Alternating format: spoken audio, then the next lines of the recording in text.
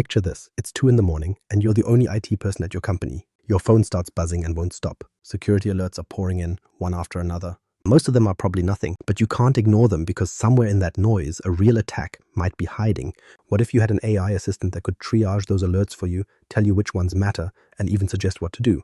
That's exactly what Microsoft Security Copilot does. By the end of this episode, you'll understand what it actually is, how its AI agents work, and why it's a powerful tool, especially for small teams. We'll break it down into the problem it solves, what the tool really is, the agents that do the work, and how you can start using it today. The problem: alert overload. For most security teams, the reality is simple. Hundreds of alerts come in every day, way more than one person can handle. And most are false positives. A rule fires, but there's no real threat. Yet every single alert still needs a check. It gets even worse for small teams. Security isn't your only title. You're also the IT person, the compliance officer, and the printer repairer. Every hat in the building is yours. When you're stretched that thin, real threats get buried and response times drop. Burnout is a when, not an if. Microsoft saw this problem and built an answer. An AI assistant that lives inside the security tools you already use. It triages alerts. It summarizes incidents. It recommends actions. The goal is simple. Instead of drowning in noise, you focus on what actually matters. So, what exactly is this thing? What Security Copilot actually is.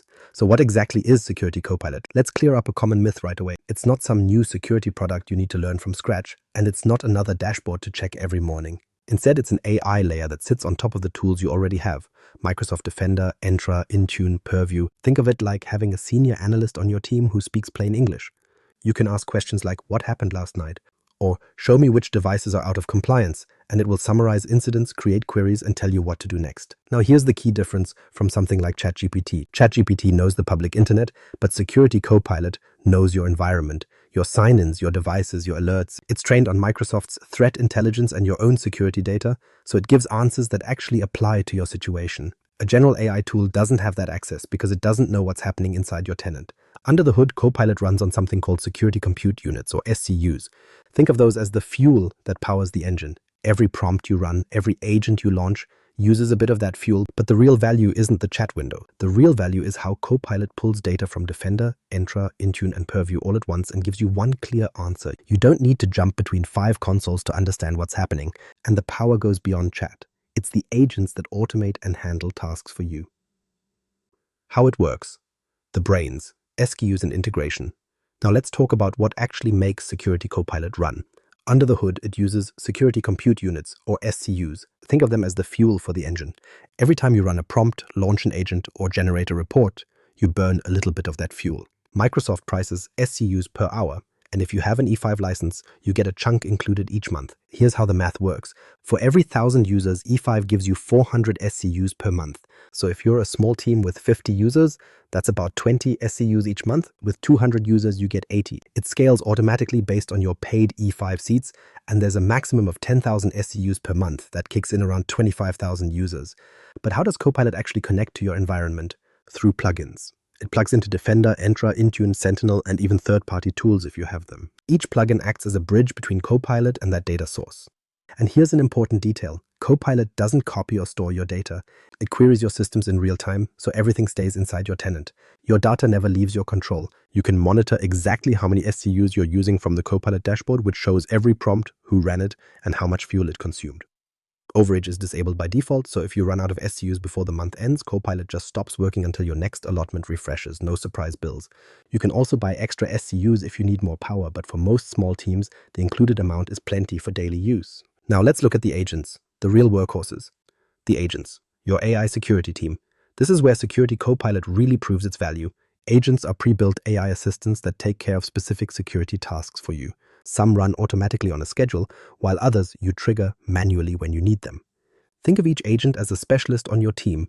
One handles phishing, another handles access policies, and another handles device vulnerabilities. You don't need to train them or write complex queries, they just do their job. First up is the phishing triage agent inside Microsoft Defender.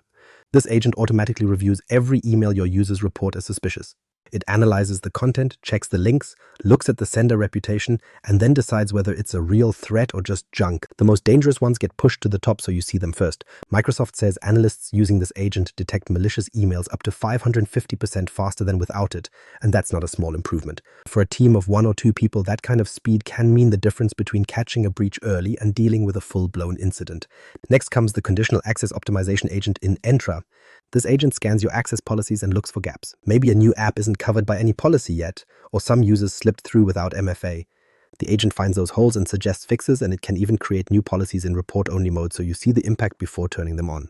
Identity admins using this agent achieved up to 204% better accuracy, finding missing zero-trust policies, more than double what you'd get from manual reviews. Then there's the vulnerability remediation agent in Intune. This one identifies devices that need patching, prioritizes them by severity, and can create groups for deployment. Instead of manually checking each device, you get a clear list of what needs attention and in what order, which saves hours of work every week.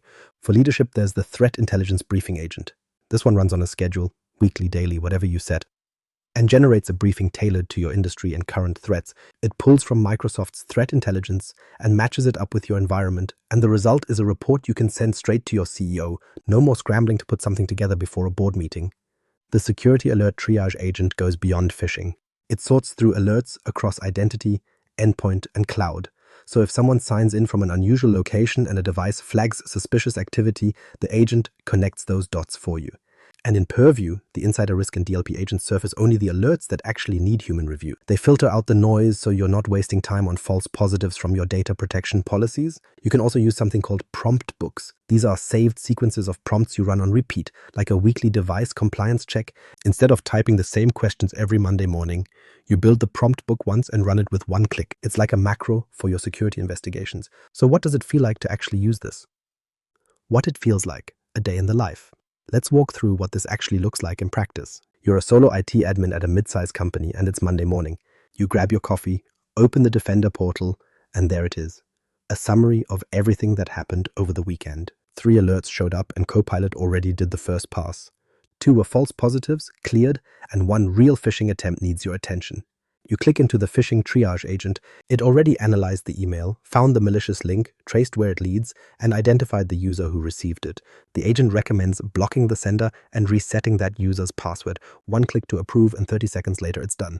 Without Copilot, you'd have to open the email, inspect the headers, check the URL manually, cross-reference it with threat intelligence, figure out who else might have received it, then go to the admin center to block the sender and reset credentials. That's 15 minutes minimum, probably more, and that's just 1 alert. Later that morning, you need to check device compliance. Instead of drilling into Intune, filtering by compliance status, and expanding each device to see what's wrong, you just type, "Show me which devices are out of compliance and why." Copilot pulls from Intune, lists the devices, and tells you exactly what's wrong. This one's missing a Windows update, that one doesn't have the latest antivirus definitions. Clear, actionable, and you didn't write a single query. Then you need to check for risky sign-ins. You ask, which users signed in from unmanaged devices? Copilot pulls from Entra sign-in logs and gives you a list. You spot a user who logged in from a personal device in another country. You investigate, confirm it's legitimate, and move on. 5 minutes total. End of the day, you run the threat intelligence briefing agent. It generates a report summarizing threats in your industry for the past week, tailored to your company's profile, and emails it to your CEO automatically. You didn't have to research, write, or format anything. It just shows up. All of this happened without switching between 5 different consoles, without writing a single KQL query, and without spending hours on manual investigation. That's exactly what Security Copilot is built to give you. But who is this really for? Who it's for? Small teams and IT pros. Here's the thing about Security Copilot. It's not designed to replace your security team. It's designed to make your team stronger. Microsoft calls it a force multiplier, and that's exactly what it is. It's built for the IT manager who also handles security, the MSP managing a dozen clients with a handful of people, and the small business with 1 or 2 IT folks who suddenly find themselves responsible for cybersecurity. The numbers back this up. Early users report 30% faster incident response times, meaning when something bad happens, you contain it almost a third faster than before. They also see 54% less time resolving device policy conflicts, those annoying situations where a device doesn't match your security settings and you have to figure out why. In phishing triage, the reduction in manual work hits 95% because instead of reviewing every reported email yourself, the agent handles the first pass and only surfaces the ones that need your judgment. It also helps your less experienced staff. The guided workflows and plain English explanations mean a junior analyst can handle incidents that would normally require years of experience. Copilot walks them through the investigation step by step, like having a senior mentor looking over their shoulder without needing to hire one. Microsoft positions this as doing more with less, and it's true. You don't need 5 security specialists if you have Copilot and one good analyst who knows how to use it. The AI handles the repetitive work while your people focus on the decisions that actually need human judgment. But there's a catch. Security Copilot works best if you already live inside Microsoft's security ecosystem. Defender, Entra, Intune, Purview, that's where it shines. If your stack is all third-party tools, the value drops significantly, though it can still connect to some of them through plugins. The deep integration is with Microsoft's own products. And it's not fully autonomous. The agents recommend, suggest, and surface what needs attention, but you still make the final call. Humans approve the actions, and that's by design because you don't want an AI making security decisions without oversight. But it means you can't just set it and forget it. You still need to be in the loop. So how do you actually get started? Getting started, what you need. First things first, you need the right license. Security Copilot is included with Microsoft 365 E5 and E7, and that's the only way to get it without paying extra. So step 1 is checking if your organization already has those licenses. If you do, you're most of the way there. You also need an Azure subscription because that's where the SCUs are provisioned and billed. If you're an E5 customer, Microsoft gives you 400 SCUs per month for every 1,000 users, and that gets added to a shared pool automatically. You don't have to calculate or request it. It just shows up. If you need more than your included allotment, you can buy extra SCUs. But here's something important. Overage is disabled by default. That means if you run out of SCUs before the month ends, Copilot simply stops working until your next allotment refreshes.